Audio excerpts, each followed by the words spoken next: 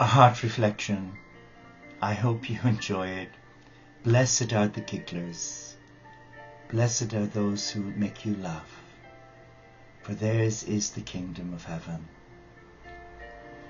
Prior to pressing the record button, I had a fit of the giggles, just reflecting on the previous video I did.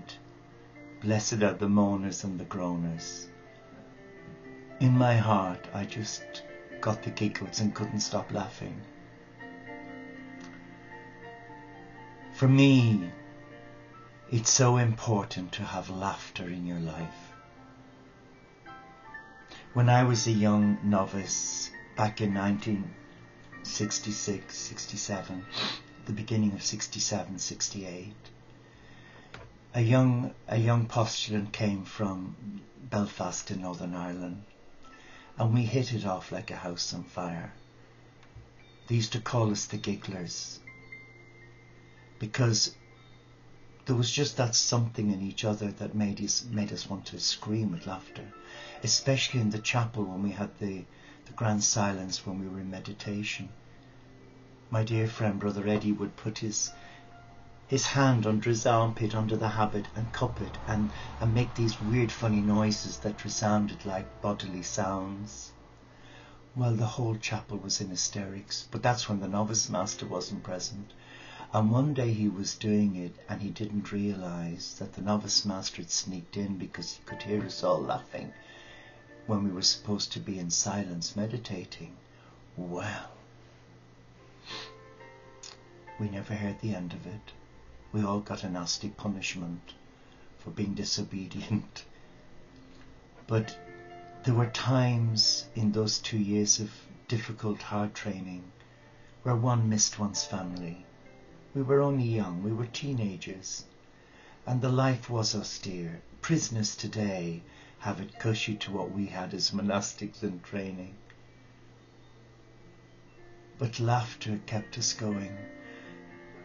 My dear friend and I would meet up in the laundry or in the sewing room, but interestingly we were both put together. Eddie was sent as my assistant in making the habits for the monks, and we would be hysterical.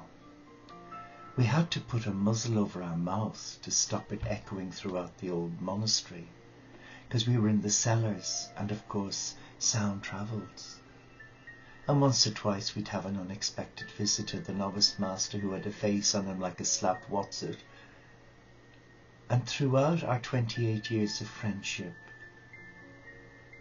we always laughed. There were times when my dear friend would come and see us 4 times a year when I lived in Manchester, and then of course in Liverpool and North Wales. And you know, we would stay up till 5 in the morning and we would finish a bottle of whiskey between us.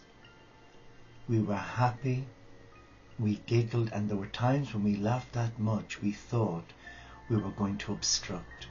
We were choking with laughter. And for me, the monastic life is about getting a balance, because sometimes we can look up our own anals too much, or as the Americans would say, and I love them for their expression, they're anally retentive. There are times in our journey when we can stay locked in that mindset of reviewing, processing, and we can get really heavy-hearted. I don't think that's what God wants us to do. Do you? I think He wants us to try and make the best of a bad lot by blessing our sufferings, by blessing the challenges, and by releasing them to God. But He doesn't want us to lose a sense of humour. He wants us to retain a certain lightness. I mean, sometimes people don't understand me, and I can understand why. I suppose I come across as if I'm an undiagnosed schizophrenic with a split personality. There's a part of me when I come live on live stream or I'm doing the prayer and meditation and I'm so serious, but off camera I can be my own worst enemy because I can laugh at the least thing, but I never get jokes. Isn't that amazing? I never get jokes. I guess that's because I'm the butt of everybody's joke. But laughter for me is so important because in battling with mental illness and physical disabilities through many years of heavy lifting, there are days when you become really down because of the impact of pain. And what you need is someone to lift your spirits. And always when I ask God for help, the phone will ring and somebody will have me in fits of laughter, or someone will call to the monastery door and we'll have a hug and we'll have a giggle. And you know what? The problems disappear because the mindset has changed, because we've been taken from wallowing in our situation to experiencing a lightness of heart. If you who are watching this are in a place where life is pretty miserable and things aren't working out for you the way you had planned, please take heart. Please, please take heart. Go and have some laughter therapy. Have a party. Call friends round who are happy people, not the sort that whinge and moan at the price of fish. Surround yourself with good people. Be more discerning. I wasn't, sadly. Starting off the community, the interfaith community of Franciscans, we were so thankful when people joined us, but now we're more discerning. Because since the 21st of December 2012, the cosmic Christ has come in and he's culled from the community those members who were intent on doing harm or who were two-faced. They'd say one thing to please your ego, but their heart was closed to God's love because they wanted things on their terms, or they were reluctant to face whatever baggage that needed to be jettisoned from their life. And they always knew better than the community. So thankfully they've gone, and the community's left feeling a lot lighter. But initially there was a bereavement, a heaviness where people didn't know why people were being culled. But now when we look back, we realize it's because certain individuals, well, I guess it's true of all of us, we all have an agenda. My agenda is that others will come and love one another, be truthful to one another, and share the vision of Francis to bring peace and love to all faiths and none, but not have an agenda to be, I am greater than you. We found that with one or two, where they had a huge agenda, where it's as if that they were trying to lord it over the ordinary members. Though I'm the founder of the community, I'm not in a position to demand respect. I work hands-on, hopefully trying to support the community, but sometimes I've had to be strict. And that's made me very unhappy, where I sense that in prayer, when I'm asking God for guidance, how I support that person, and I'm given a clear indication in my heart to come from love, but to speak the truth in love, because we are each other's keeper. As Jesus said, you are your brother's keeper, sister's keeper. And that means that we have a duty of care to ourselves, to that person and to the community. Because a community is about living people, where you have good days and bad days, happy days and joyful days. And we have to accept that, but you can't live in a community where you've got an individual who's attentive seeking 24/7, or one who's just perpetually depressed, because that makes everyone feel unhappy.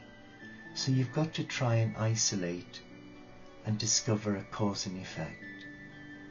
But joy and laughter are the medicine for the soul. They do bring a sense of release and lightheartedness.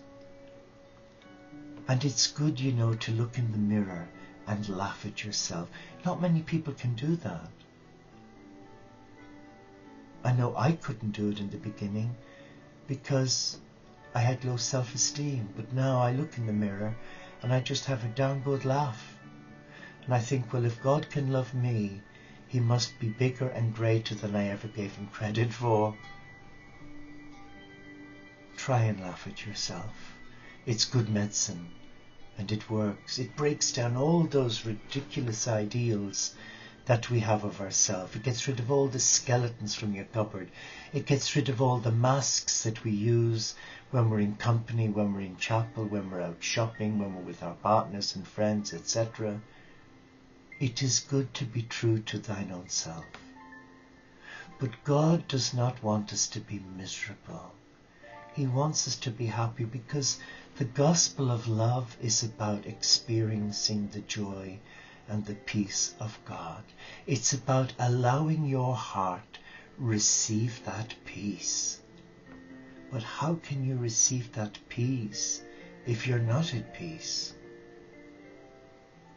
You will fight it. You will reject it. And sadly, human nature being human nature, it will make other people suffer too. So I would suggest, be lenient on yourself and try and laugh at yourself. Because it's more blessed to give than receive, we know, but it's more blessed to laugh than to moan. I'll give you an example. Many years years ago, 40 odd years ago, when I was a young novice, we had a retreat director. Interestingly, he was a Jesuit, very strict, very stern, and quite elderly, very set in his ways. But he said something to us that has stuck in my mind. He said, this is what St. Benedict said to his novices at Monte Cassino: a spoonful of honey attracts more flies than a barrel of vinegar. What's that saying to you? Take care, and thank you for watching, but thank you for putting up with me. Now go and have a good laugh at me, because I won't be offended. We're a fool for Christ, but as they say in Ireland, we're not Egypts or idiots. God bless you.